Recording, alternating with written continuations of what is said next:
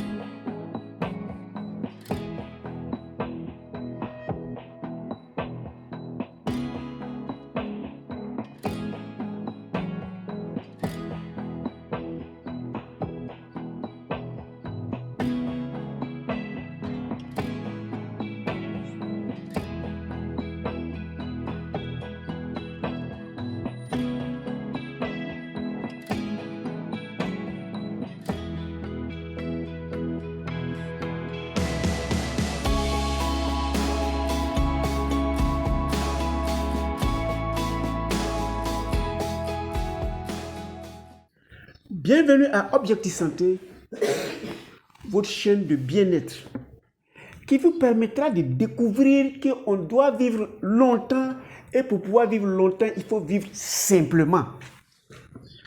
Et on a toujours dit, il y a 5 étapes, lorsque nous les respectons, que nous les appliquions, nous allons avoir l'âge de Mémé Kwaku. Premièrement, il faut pouvoir choisir ce que nous mangeons. Ça doit être le plus naturel possible. Plus c'est industrialisé, plus c'est sophistiqué, plus ça va ronger notre espérance de vie. C'est nous qui choisissons ce que nous prenons pour mettre dans nos bouches. Par moment, on dit que ce n'est pas doux. Oui, mais ça peut ne pas être doux au goût, mais c'est doux à la transformation parce que c'est bénéfique pour notre santé. Deuxièmement, il faut manger nécessaire. Quand on n'a pas faim, on ne mange pas. On ne mange pas parce que c'est le petit déjeuner.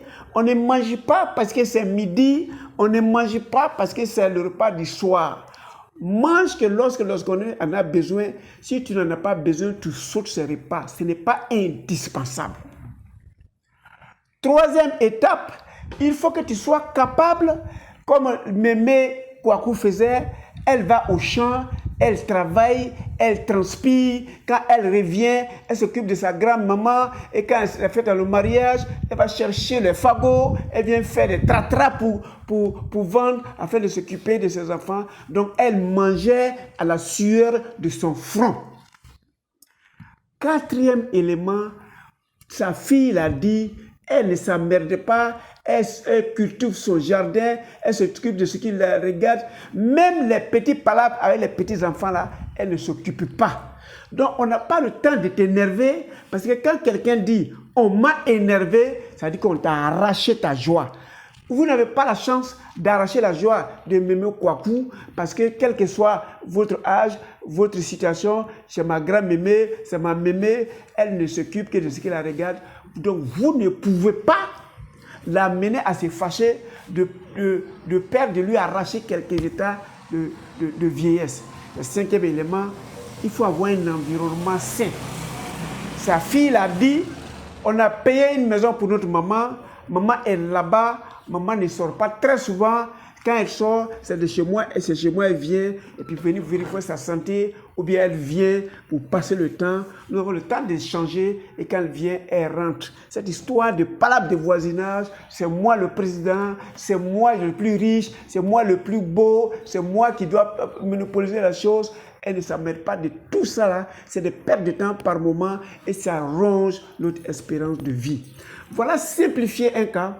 Et nous avons toujours dit, et c'est ce que nos chevals de bataille, les 5 conditions de longévité, elle les applique de sa manière et d'une belle manière, parce qu'elle vient de trouver une dame de plus de 110 ans pratiquement, qui est solide et qui a encore ses facultés de penser, qui a toutes ses dents en place, vous avez dû constater ça, et qui arrive à dire ce qu'on lui demande, même si elle est timide, même si elle n'aime pas parler, mais dans son cas de figure, c'est très bénéfique parce que c'est ce qui lui permet de vivre à l'aise sans tomber dans les petites palabres avec ses petits-enfants. Merci. On se voit pour d'autres vidéos, mais nous sommes en train de comprendre qu'on doit et on peut vivre simplement sans s'emmerder avec beaucoup d'éléments que nous recherchons pour démontrer au vu de la population du monde entier qu'on était riche. On n'en a pas besoin.